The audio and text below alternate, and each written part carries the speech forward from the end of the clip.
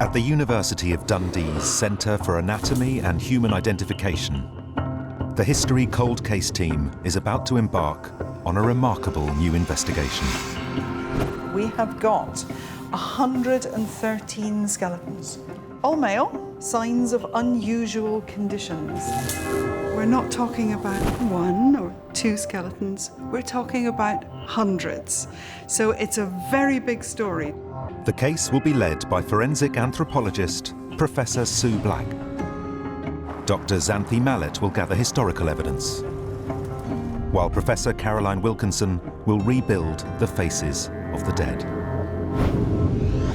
In York, more than 100 skeletons have been found in 10 mass graves. It's an extraordinary archaeological find and the biggest case the team has ever had to deal with. Why did so many people die here? It's very, very unusual. I've never seen a grave like that, to be honest with you. The trail will transport us back 350 years to one of the most traumatic and pivotal events in British history. You just lunge forward straight into the faces of the enemy there. To a time when medical intervention could be as dangerous as life on the battlefield. If I take it off at the shoulder, the chances are you will die. When men believed they were caught up in Armageddon. They thought that they were fighting in the last battle between Christ and the forces of Antichrist. And to one man's surprising story. Oh boy, that is outrageous. That will not only change our views on how the English Civil War was fought, but provide a unique window into the birth of democracy itself.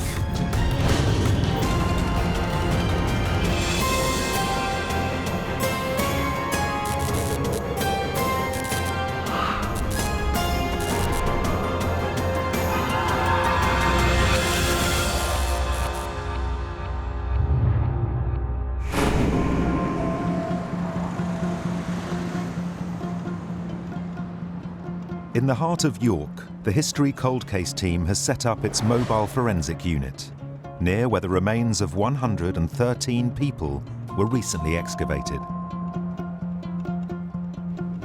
This is the biggest case the team has ever taken on. Members of the local archaeological community lay out a selection of remains from 10 mass graves, discovered in 2008 just beyond the city walls. Every single skeleton is male. But there are also the boxed remains of 2 further bodies that have especially troubled archaeologists since excavation. Their bones show signs of puzzling abnormalities. Why did 113 men end up buried together?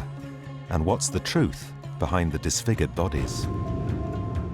There's a lot of dead people here, and so there needs to be an explanation for why you've got so many in one place. Every single one of those people will have a story. Some of them are going to have a really interesting story to tell.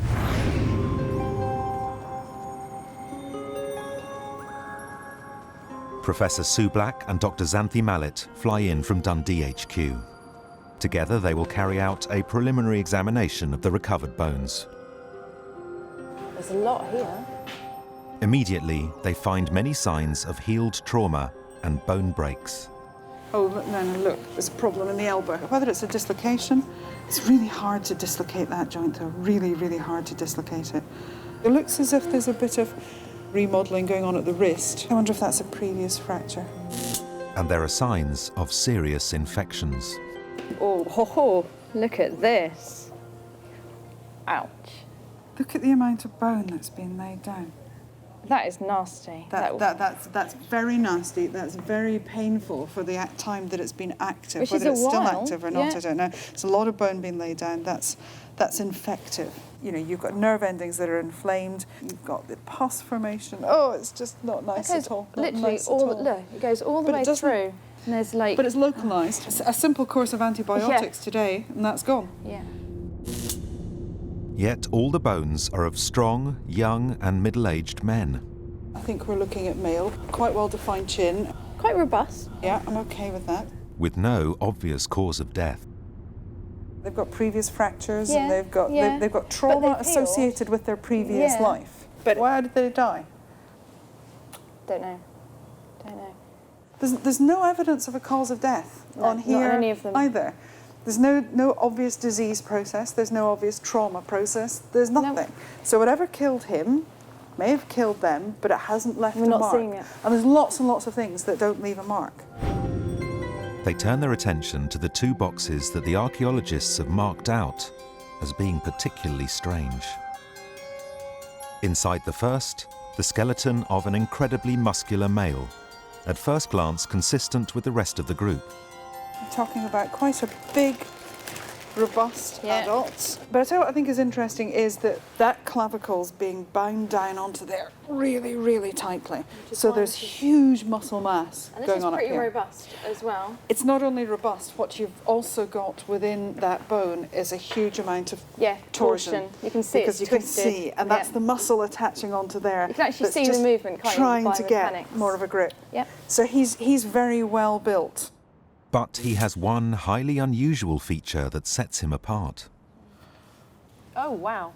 His hand bones are fused together. Okay, see, that's interesting. Okay, I'll tell you why that's interesting, because that is a congenital fusion of the carpals, congenital carpal fusion. Really, really rare. But there's not going to have been much in the way of disability. You know, all you're losing is a little bit of movement like that. So, you know, his little finger gets stuck out there. It doesn't ever come across here. Then there is the final set of remains for Sue and Xanthi to examine. Oh! This man has an even more dramatic bone defect. Oh, my. Okay. Well. Well. Well. Oh, this is very, very, very unusual. His elbow and knee are both fused. The bones have grown together. To Sue, this does not look like the trauma found on the other bodies. Oh boy. You know, it could be so many things. If you take the left limb, so there's the humerus sitting like that, fused at right angles at the elbow, but look how it's fused. And the fused knee joint is even more debilitating. I have to say, that is outrageous. That is a very odd angle. But look at that buttress that you've got on here. So muscle. Huge amount of muscle that's So this is not a waste. You're not talking somebody who is kind of wasting and not moving. Right. Functionally, that would be better if it was fused Of course, vertical. Straight. Yeah. Sue has found what she thinks might be a rare congenital condition in 2 different men. Her first thought, could they be related? That is the singularly most unusual set of carpal coalitions that I have ever seen. And right next door to it is the most outrageous fusion of an elbow at 90 degrees and a knee at 90 degrees. I'd really like to know if they're related. Yeah. The condition suffered by these 2 men is entirely unexpected, given the nature of the rest of the group. He has a distinct disability. A distinct disability. It's now a 2-fold investigation. Firstly, the group as a whole, over 100 men. Who were they and what killed them all? But also, what is the story of these 2 men with their dramatically fused bones? The evidence at the moment, if we were looking at this in a purely cold light of day forensic scenario, is we have 2 individuals, male, of mature age, adult males, who have got congenital abnormalities, or we suspect them to be. We can't make any other link at this stage. But watch the space.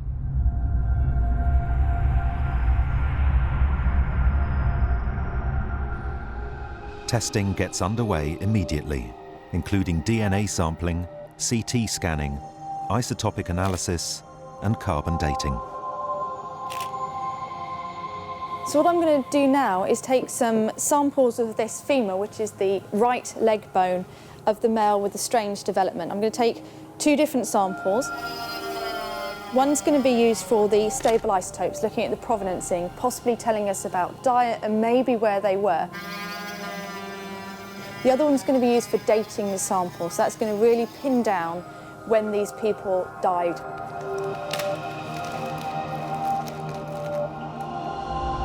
The team will need to wait some weeks for the results to come back.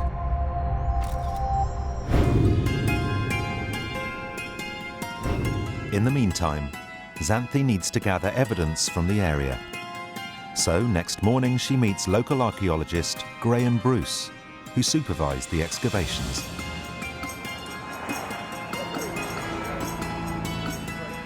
Graham had been excavating a site just 100 yards or so outside York's city walls, defences that have stood since Roman times. Okay, here we are. This is the site where we found all the mass graves. Back in the Middle Ages, there was a church on this site, and Graham expected to find a traditional medieval graveyard. But instead, he was shocked to uncover large pits containing the bodies of over 100 men. We've got some pictures of the graves themselves in here. Let's see on this one, where you've got... And they're all lined up? They're lined up within the graves. Where were the mass graves within here? They were predominantly within the church itself, respecting the main wall lines. So the walls must have still been standing, at least partially, when the graves were cut into. The mass graves were dug inside the church, and Graham believes this must have happened sometime after records show it fell into ruins in the 1580s. And Graham also believes the graves must date from before the 1700s. By the 18th century in York as well, you've got better cartographic sources, and the maps show this area as open agricultural land with no other buildings on it. So you haven't got anywhere you'd be wanting to put a major 18th century burial ground here. Carbon dating will confirm whether Graham's theory is correct.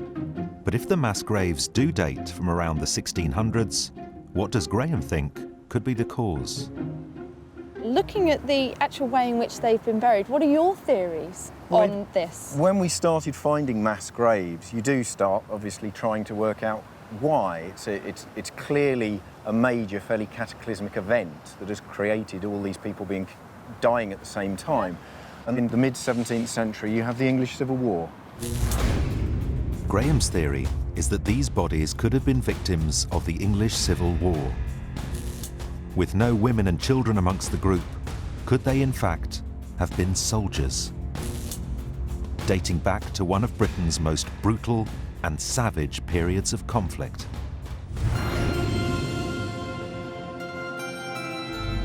Back at Dundee HQ, Xanthi and Sue get Professor Caroline Wilkinson up to speed, using computer graphics of the burial site and the two most curious bodies. Now, what you can see here is the church. The Sorry, I church wasn't clear. was in ruins when Church they were was in buried. ruins, I understand. Okay. So after but they've 1580s. observed the lines of the ruins. Yes. I understand. And these are our two individuals. But not treated any differently. I mean, they're buried in exactly the same way. Exactly the same way. Okay. So such a lot of them. 113. You can say the number really quickly, but then when you actually see it, No. it looks like an awful lot of people. And somebody's taken care putting them all in like that. We'll be getting carbon dates, but we don't have those yet, so obviously they're going to help us pinpoint it. But really we're looking at the Civil War simply because of where they are, and also the number of people in that type of demographic of population. So we'll know more, but this is quite helpful contextually. The team agrees that the obvious starting place for the larger investigation is to gather more details on the Civil War and how it might have affected the city of York. I'm absolutely happy that, you know, we can explain it in terms of a potential military, because that fits, that you've got a lot of men of fighting sort of age together. And how is it the man with severely fused knee and elbow came to be buried amongst what could be a group of soldiers? We've got a lot more to find out about this guy. I suppose what he would have been doing in this population for a start. Yeah. Because he's disabled. Yeah, absolutely. There's no getting away from the fact that he's got a physical disability. What does a disabled man do in military services? And like the others, he was strong sites of muscle attachment, so he was active. Oh yeah. Yeah. It's a big story. even thinking about the occupations that he might have been involved in, it's really quite exciting, because why on earth is he buried with all these men who I suspect, are relatively healthy, if you can be when you're dead, but, relatively healthy young men of fighting age, perhaps in a military background. What's he doing there?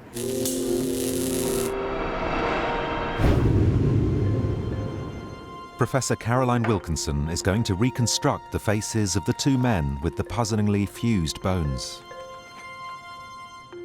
She starts with the man in his early 40s with just the fused hand.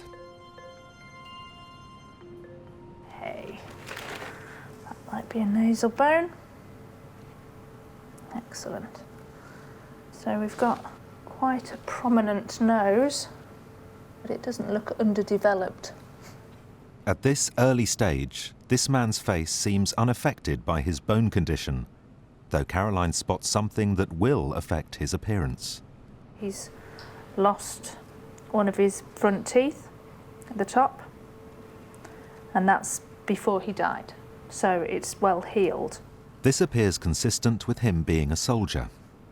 Losing your front incisors is something that's common with people who fight. The teeth next to it look pretty healthy. They're not showing signs of decay, so maybe it being knocked out would be the most likely option.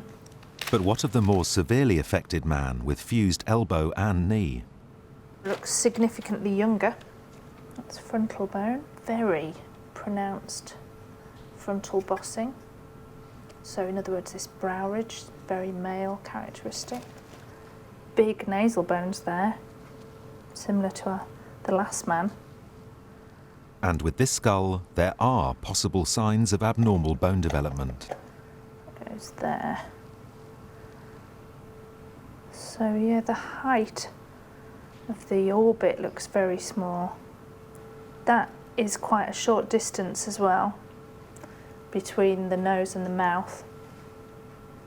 It's going to be really interesting to put this all together to see what happens to the rest of the face. Caroline scans in the fractured pieces of both skulls using a 3D laser scanner. Final rebuilding will happen using computer software. Then the full effects of any disorder on their faces will start to emerge.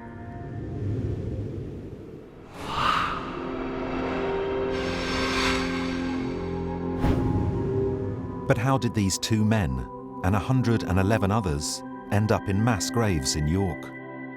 And how involved was the city in the Civil War? The First English Civil War was fought from 1642 to 1646, when supporters of Parliament rebelled against the tyrannical rule of King Charles I. At the outset, England was divided, with parliamentarian forces controlling the south and the north under royalist control. York was seen as the key to controlling the entire north of England. And historical records recount that in the spring of 1644, parliamentary forces pushed north and laid siege to the city. So, what impact did this have on York and its population? High up on the city's walls, Xanthi meets Civil War historian Martin Bennett. Who was fighting?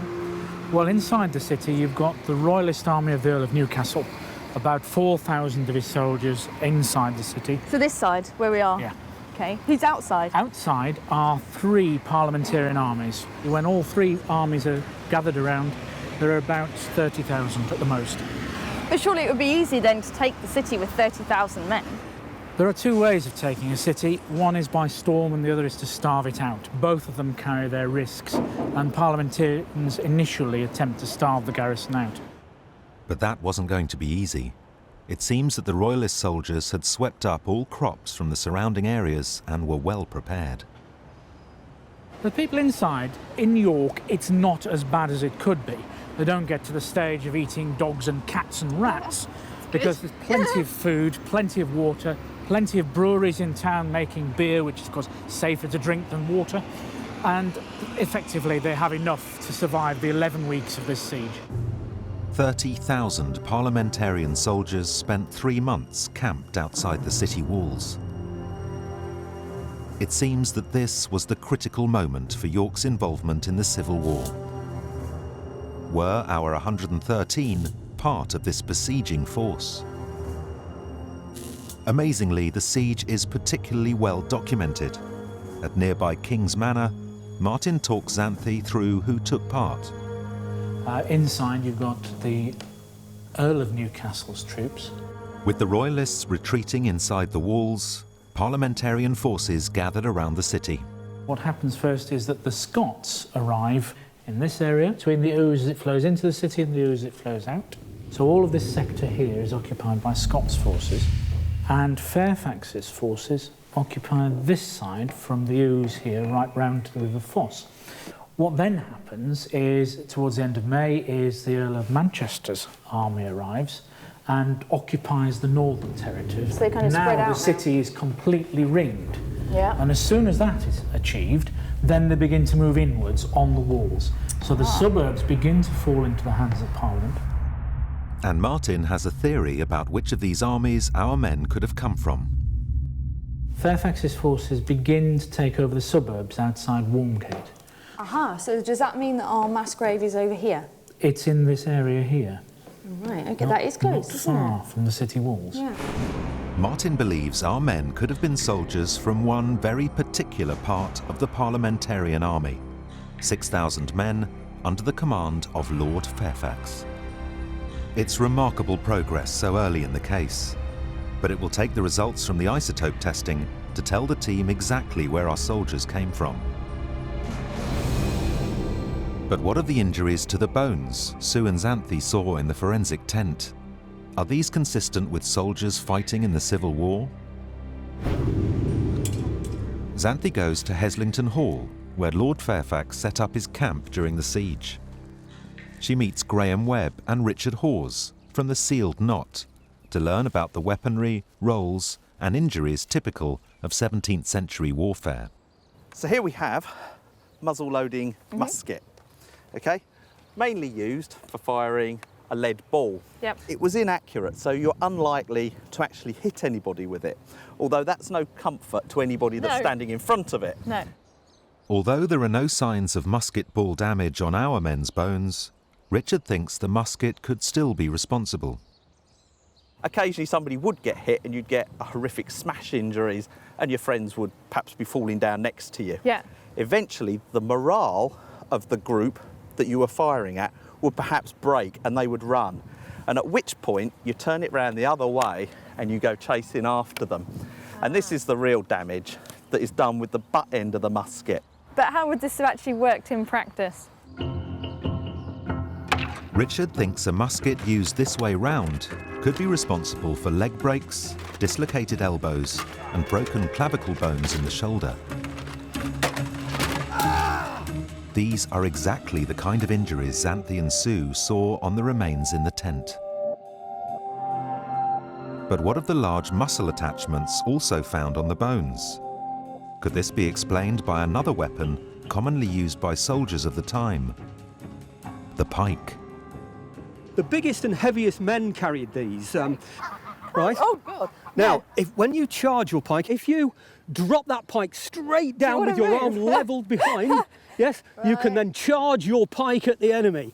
Don't worry, I'm right under it. You feel the weight of that. Better, yeah. Keep that under your cheek, and if you haunch back a bit and put your elbow on your hip there, you should be able to take the weight there. You feel that? Oh, yes, sorry. I can feel that. You're straining there, aren't you? You're straining. It's quite an awkward thing to hold. So what you have to do now is you just lunge forward straight into the faces of the enemy there. Ah! And again, I go. Ah! I would have gone straight for the eye. It takes a lot of strength to wield this, as well as balance and technique. So you'd expect quite well-built guys. Absolutely. The people that used them were particularly selected from their strength and height and stature. So the pikemen are really the brawn of the outfit. Absolutely, yes. All the historical evidence appears to indicate our men were soldiers from the Civil War. But will the carbon dating results confirm this? 1480 to 1687. Hold on, 1480. So that's fine. Yes. These dates cover a broad period, with the Civil War lying at the latter end. But the team know they can eliminate the earlier dates because of the archaeological evidence on the ground.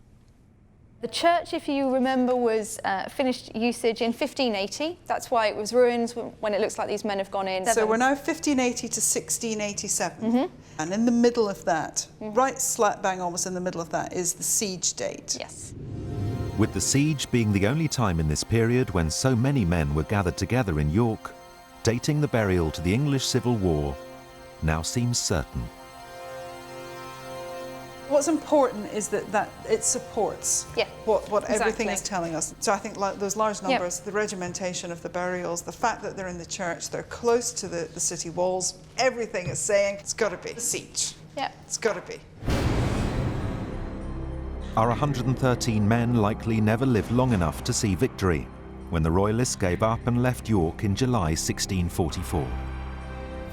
And whether they were definitely parliamentarian soldiers under Lord Fairfax's command will only be confirmed when the isotope results come in. The team also still don't know what the cause of death of the men was. Although the skeletons showed no fatal wounds, many did have healed injury, and there were signs of infection. Could infections like these have killed all 113 of the men? To help understand what the cause of death might have been, Xanthi meets up with historian Rory Macready in a typical Civil War surgery. She starts by showing Rory some of the injuries from our men's bones. Here we've got sharp force trauma to the elbow, so outside of the elbow, pretty deep actually. Yeah. What would have caused this? Well, that was probably made by a sword, quite a deep cut. Probably in that sort of direction. So some sort of defensive injury? Yes. It seems the surgeons did have some understanding of infection and how to manage it. What we would do then is we would get something like oats, and I'm going to get honey. I'm going to mix the two together to make it into a paste, and then this will be put into the wound, and then we'd sew the wound up with that inside the wound. Why did they leave that in? Because it helps to heal. The honey would be used as an antiseptic. We didn't understand that, but we knew that it worked. In fact, today in some hospitals, when antibiotics don't work, they're using honey again to fight infections. But as these treatments were nowhere near as effective as modern solutions, if the infection continued to spread, the surgeons had one last resort: amputation. If I take your arm off at the elbow, you'll have about a 50-50 chance of surviving the operation. If I take it off at the shoulder, the chances are you will die. Amputation was actually a highly sophisticated procedure surgeons were well versed in. What we do first of all is we get a dismembering knife like this one here. The cutting edge is on the inside. It's a pretty serious knife. It is. My assistant would hold your arm extremely tight, act like a tourniquet. The surgeon would then plunge the knife into the limb till he hits bone, and then in a very fast motion go round in a circular motion till we come back where we started. Like opening a can? It is.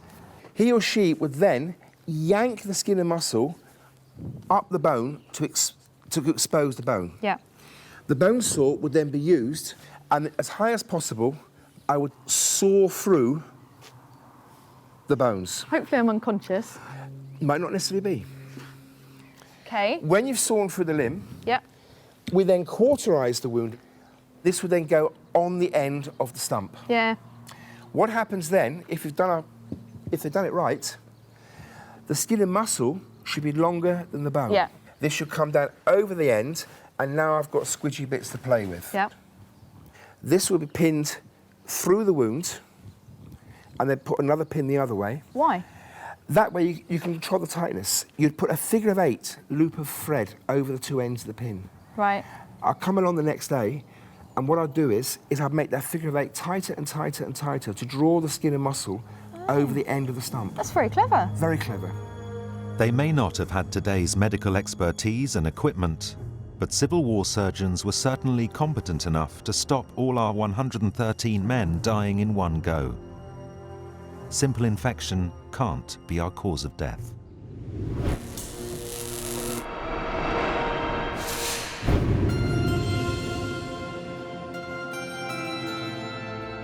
Back in Dundee, Sue is taking a closer look at the two skeletons with the extraordinary fused bones.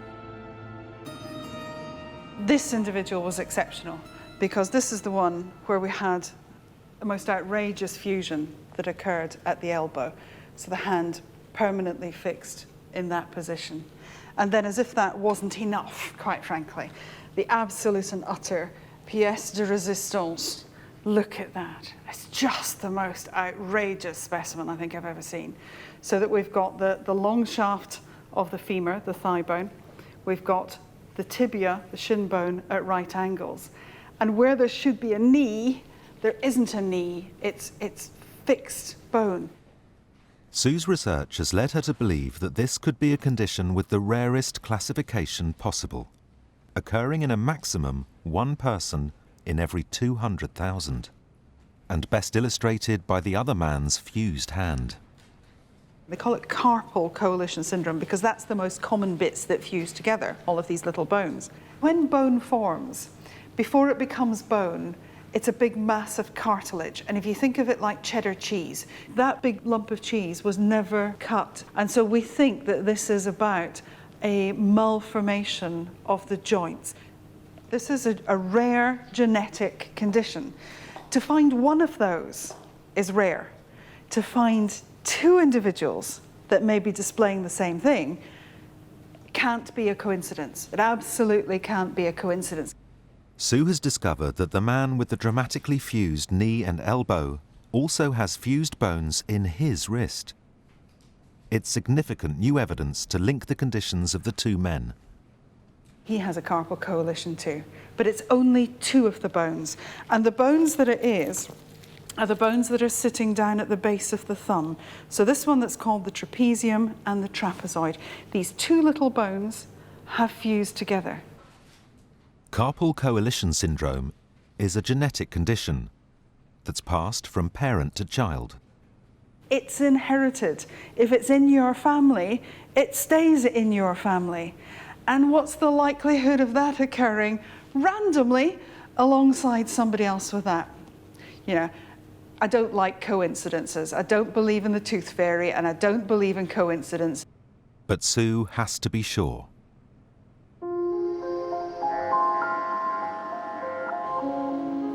So the bones are put through a CT scanner, which looks inside the bones to give detailed images viewable from any angle. Will the results confirm or disprove Sue's diagnosis? Along with her colleague, Dr. Roos Eismer, she scours the images. This is the whole tray laid out as it went through the scanner. Look at this, isn't that amazing? Look at that knee fused. And look at that elbow. This is the knee. This, look, go back, go back, go back, go back, go back, go back, go back, go back. Look, isn't that interesting? When you've got the 2 pillars of the joint, they're continuous. All the other bits of the bone are formed. All the normal growing bits are there. What isn't there is the joint. The space in between. Yeah, there's no joint space. Now that isn't trauma. That isn't disease. That's embryological. Yeah. That's our multiple synostosis syndrome. That's the most amazing image. Sue's instincts are confirmed. The only question now is, okay, we know they've got that syndrome, we've diagnosed the syndrome, are they related? DNA samples have been taken from the bones of the 2 men under sterile conditions. These results could confirm any familial link between the 2 soldiers, but the results are still some days away.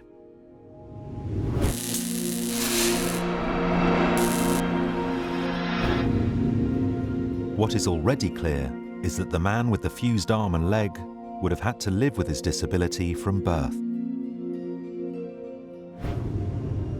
But how would he have coped with such severe disability 350 years ago? And what function could he have served in a Civil War army? Xanthi heads to Kent University to meet Julie Anderson, specialist in the history of disability. Julie has brought along a range of wooden replica crutches and supports the disabled soldier could have used. They look pretty simple, just whatever's going to help somebody get around. Yes, crutch design remains very simple until the 20th century. They were generally pieces of wood, carved with some padding put on the support area under the arm. So how mobile would the man have been? To find out, Julie's assistant Jack is given replica crutches and a knee support the man would likely have used. Now, let's see if you can not fall over, I guess. We'll go for it. Yeah. Now imagine if you like this all the time, you'd obviously get a bit more efficient, but he's moving all right, isn't he? We're not looking at somebody who would have just, had to sit down and not do anything, and he's still got use of this hand, even though, so it's here that's fused, so you could still use all the movement at the shoulder, and you've still got a viable wrist joint. He wouldn't have fought, but Julie is sure there were plenty of other jobs he could have done. His job would have perhaps been an ancillary worker, perhaps a cook, or maybe even, as he was a big man, guarding the ordnance, where all the munitions and the muskets and things like that were kept. Despite a permanently fused elbow and knee, he could have functioned quite well. You're standing at a bench, right, balancing now. What do you think? You managed to be a cook or a guard or something? I'd imagine the balance might have been an issue, but you get used to it. So yeah, with the right arm, you can obviously do a lot of things. So by the time I imagine so. Yeah, I mean, it's great to see it firsthand how this could have looked, because when you just see the remains, you think this guy would have been pretty much stuck doing nothing. Exactly. And Julie has rare illustrations of how people affected by disability may have lived around that time. We've got some images here of a range of disabled people from the period. Some of them have got musical instruments and things. Well, they would have been working people. You have to remember that there was no institutionalization really before the 19th century. So people had to just go out and make their own living, which a lot of people did as best they could. Because some of these are in pairs, like this person looks blind and they're being led by somebody else. Yes, that was common too. They would get together in bands and look after each other. It's the same for our man in the military. He would have been part of a group and they would have looked after him. They wouldn't have seen him as unusual? No, not at all. In fact, the word normal doesn't really come into common usage in the English language until the early part of the 19th century. Was there just no purpose for it? No, it wasn't necessary. People were just who they were. But despite this apparent tolerance, relatives often suffered. Extreme religious beliefs saw disability as a sign that the person's family had committed a sin.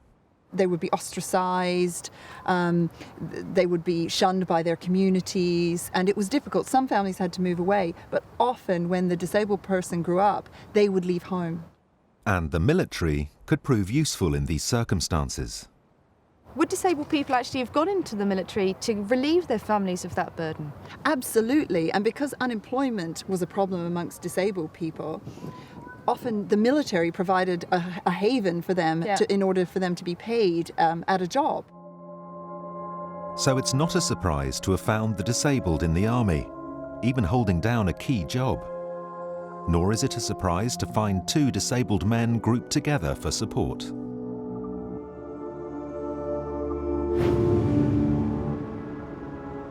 Back in Dundee, Caroline and her colleague Chris Rinn are close to reconstructing what our two men may have looked like. The older man is missing his front tooth from the blow to the face he took, likely in battle. But the more severely disabled man's face has been more complicated. It's been a really challenging process for me with this one. This was very definitely asymmetry that was extreme. It's just been really interesting to try and show the face of someone with a congenital condition. And we're seeing some dysmorphia, some changes to the facial structure that may be connected to this condition. What I've done is to take in a nose from a database and then try and distort that to fit with the bones. You can see that we've got quite a bent shape to the lateral nasal bones, the bones on the side of the nose, which is suggesting this shape here. And one of the things that I've noted a lot in the literature for this condition, we may have to consider giving him cross eyes, because that seems to be a likely option. But were these two men really related, as their shared rare condition suggests.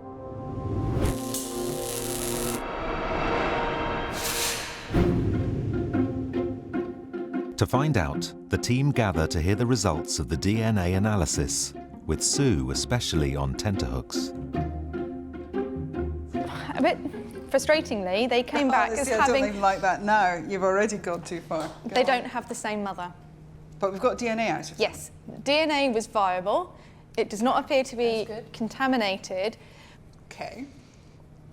But apparently, though, looking for the male lineage on the Y chromosome is much. You've got to go right down to the nuclear level, and the DNA is not viable at that level.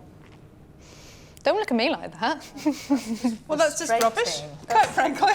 So we can't that's say unacceptable. we can't That's say that they're absolutely not unacceptable. brothers, fraternal brothers, but we can say that we can't tell, and they're not maternally related. Frustratingly for Sue, the DNA shows the two men aren't related by mother, and it isn't good enough quality to prove whether they were related by father or not. But Sue's not going to give up on her theory easily. So it is possible that they could still be related, Yeah. but we just can't show it.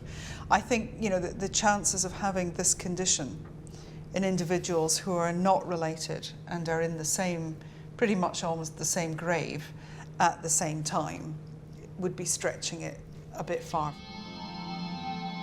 They could still be cousins or half-brothers, but where were they from? The isotope results are also in. Will these help to determine whether the men were part of Lord Fairfax's parliamentary army? The two do have the same isotopic signature. Good. And I've got some interesting data for the diet, which is quite specifically interesting to these guys. They had a 20 to 25% fish intake in their diet, which is really high. Normally we'd be looking at 0 to 5%. In York, you can have, unless it's fresh water, but these have got a really high fish, both of the brothers. So it has to be coastal. This is a fascinating discovery for the team. The isotopes say both our men had high marine diets. But how does this fit with the theory that they were part of Fairfax's army in York? Civil War expert Andrew Hopper thinks he has the answer and has invited Xanthi to the Yorkshire port of Hull to explain. Hull was the most important northern port town held by Parliament during the Civil Wars. Prior to the Siege of York, it was also the base of the parliamentarian commander in Yorkshire, Lord Fairfax. Quite a large proportion of Lord Fairfax's parliamentarian army from Yorkshire came from Hull and in the parishes around it. There was a large merchant fleet based here, and many of the seamen volunteered to fight for Parliament. So you're saying then that these guys I've been looking at that I presumed are soldiers would actually have originally been sailors? It's very likely that they had been, yes. But why would sailors be useful to Lord Fairfax in the Siege of York? Hull's sailors would all have been experienced cannoneers, experienced artillerymen. They would have served on merchant vessels that had been armed, and they'd also been probably quite hardy folk, having sailed across the North Sea. So they would have been prized commodities in a siege situation. So our men's experience with cannon on board ship could have made them highly useful in a siege war. Lord Fairfax invested the city from the southeast between the rivers Foss and Ouse and set up his gun batteries on Lamel Hill. And from there they would pour down fire and the royalist defences were. Well, that's really interesting because the mass graves, and specifically these two brothers in arms, they were buried very near there. So they were probably actually part of this actual military operation, weren't they? Yes, I should think it's very likely. Do we have any documentary evidence available from the time? Well, the garrison accounts of Hull in 1642 and 1643 survive. Oh, wow.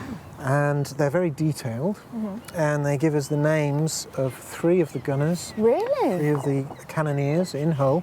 Oh, is this actually from the original document, a copy of it? Yes, we have here Thomas Coatsforth and the cannoneers at the blockhouse, James Hunter and the cannoneers in the town, and another gentleman here, Cowling the gunner. mentioned in the accounts. It's a bit of a reach, but theoretically, one of these men could be one of the men I've been looking at.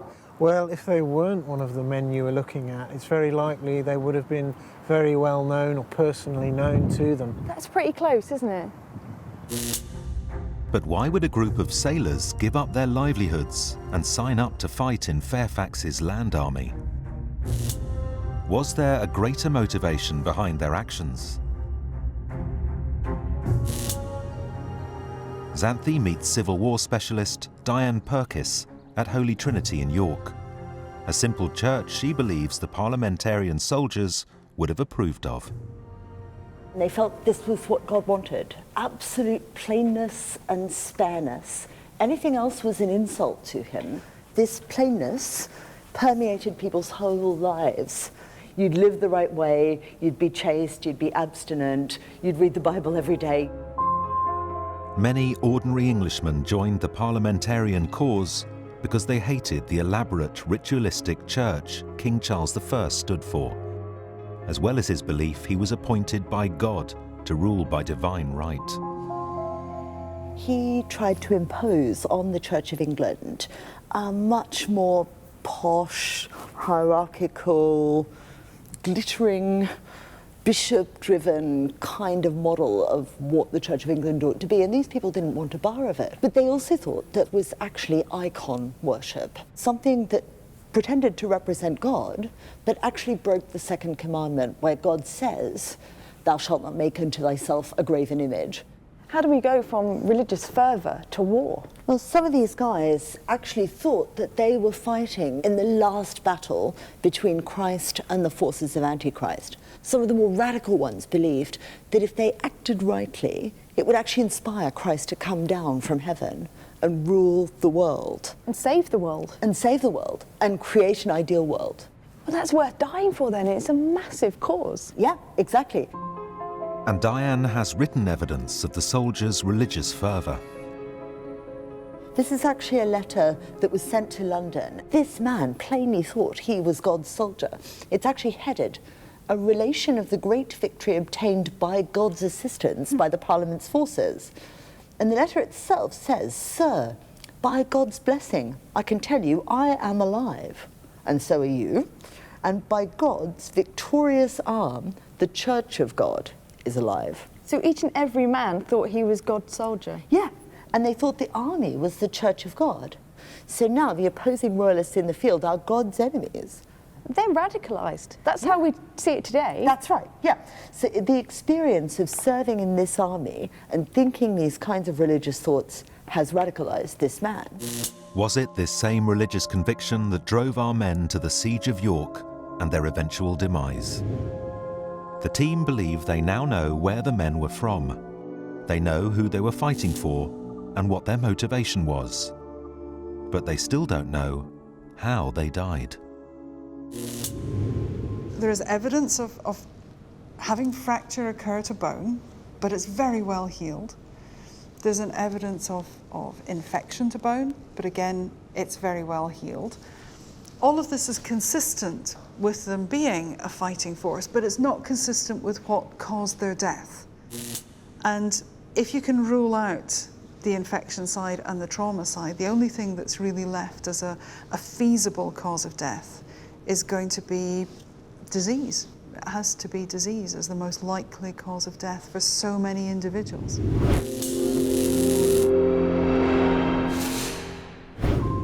How would doctors have dealt with disease back in the 17th century? Xanthi goes to the Museum of the History of Science in Oxford to meet medical historian Dr. Erica Charters. Got an intriguing little box here. Do we need the gloves? So we need the gloves on to touch some of this. Erica has a remarkable device used to treat disease and fever until the late 19th century, and similar to those doctors would have used during the English Civil War. This is actually to let blood. Right. Now, this is where the exciting bit happens. This would go right up against your skin. Yeah. Oh. Before you know it, it would cut into your skin. It would make very small incisions, and this would allow you to let some blood out. And of course, bloodletting was Well, it's been very popular for a long time, so definitely in the 17th century they would have been doing this. So you just press the button there and hold it. Oh, it's quite powerful, isn't it? It is quite powerful, and you can see where it's cut into the paper. Yeah. So was there an idea that there were poisons in the blood that you actually wanted to release by bloodletting? Very much so. And what we do see, especially for fevers, remembering if you think of how someone looks who has a fever, they're flushed, they're very warm, their pulse is beating very quickly, so it almost looks like they have an excess of blood. So it's not surprising that some people felt that letting out some of that excess of blood would return you to health. Does it actually have any benefits? Not that we know of, no. With little more than bloodletting as a treatment, and with thousands of men camped closely together during the siege, Erica believes she knows what could have killed the 113 men. Something like typhus fever, the incubation is probably around 3 weeks, and very commonly what we see in diaries of sieges is that after about 3 weeks during a siege, we see outbreaks of disease. How does it spread? Well, it's very contagious. Typhus is interesting because it's spread through body lice, and they actually live in the seams of your clothing. So it's a particular kind of insect which is a vector for the pathogen. And what's interesting about it is the lice only like living at the temperature of your body. So they will only stay in your clothes when you're wearing your clothes, which is why we often see it in sieges. It's very common in wintertime when people keep their clothes on. So it could possibly have been there even during the summer in York. And what are the symptoms? Well, it's a general fever, a kind of weakening, very often a very intense headache. Sometimes you see a rash. How many people died of typhus? Well, it depends. We know that when we look at case fatality rates, so if you catch it, what the chances are that you will die. We've seen during the First World War, it reached rates such as 70%. And because it's so contagious, if you're in a small area together, there's a good chance that almost everyone will catch it. Because it was so contagious, did they die from this more so than from fighting? It would be much more likely that you might die of disease. And of course, it's not a very glorious death. No. It's one thing to die on the battlefield. It's another thing to die of something like diarrhea or a fever. It's not exactly the way that you want to go. The team finally has a plausible, if tragic, explanation for how the men in the mass graves died. A virulent outbreak of typhus fever, a disease that has afflicted besieging armies from ancient times right up to Stalingrad in the Second World War.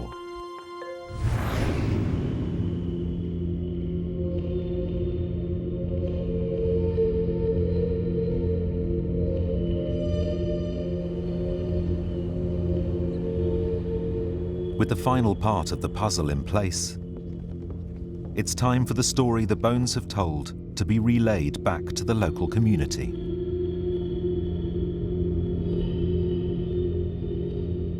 The cold case team has returned to York. There to hear their findings are those who originally excavated the site and experts who have assisted the team. I'm hoping to find out more of why they died, more about why they were buried in that particular spot, and who buried them and at what period of the Civil Wars they were buried in. All those questions that purely the historical evidence isn't able to answer. The facial reconstructions is something I haven't been involved with before, and hopefully that'll give us an insight, a closer insight into the people who we're dealing with. Ghoulishly exciting. Sue reveals the bigger story of the Civil War. It's reasonable to suspect that they're going to be fighting men. She unpacks how the men would have died. What do we find in terms of a cause of death? Well, we don't find trauma. What we've been told is that, in fact, more people died as a result of disease. The more intimate story of disability. His right leg would have been fixed that way. A condition that is so rare, we don't have an incidence for the rarity of it. And how the science tied two remarkable men's lives together in death. So now what we've got are two individuals buried in the same location with the rarest of genetic conditions, not with the same mother. Hopefully their father had a bike, but not with the same mother, with exactly the same stable isotopes in terms of where they've come from, and with exactly the same unusual marine-based diet of a very high proportion. They have got to go together. The final part of the investigation is to bring these two soldiers back to life, beginning with the man with just a fused hand.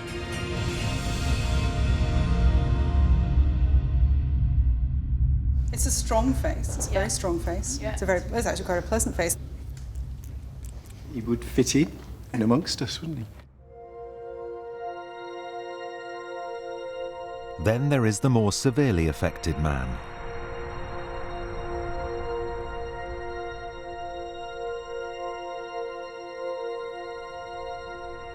Now, I don't know whether his squint eye was inward pointing or outward pointing. When we looked at the literature, inward pointing seemed to be more common. These guys would have been used to seeing people who'd had much more major battlefield wounds. Sure. And, you know, like your face cut in half by a cavalry sabre, you're losing an eye to a pike. That asymmetry is relatively slight in comparison with what they would have seen. And for Sue, it's this man's story that has been the greatest revelation. He was active. So he's not a passive person. He's been with the rest of them, treated the same way as the rest of them. Whether we now might think of him differently in terms of a disability, that disability wasn't being recognised as him being an outcast. He was treated very, very much like the others. It is an absolutely unique set of remains. It is fascinating.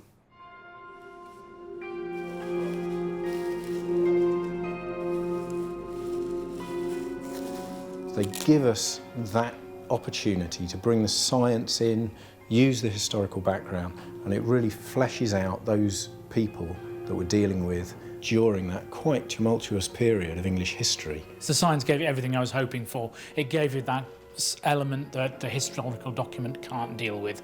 It gave us something beyond the paper, beyond the page, and beyond the text. The guy with the disabilities, I was just fascinated that such a guy could find a place in Fairfax's army. I think that tells us something so important about the way this war was developing and the way people were thinking. Because plainly, we've got an evolving meritocracy here. Every man was supposed to be good for their job, and if they were good for their job, that was good enough. And that was what led, really, to the modern parliamentary democracy that we all enjoy. The Cold Case team has uncovered two remarkable tales. The larger story of the 113. Strong, committed men fighting for a cause, tragically cut down by disease before their victory was assured.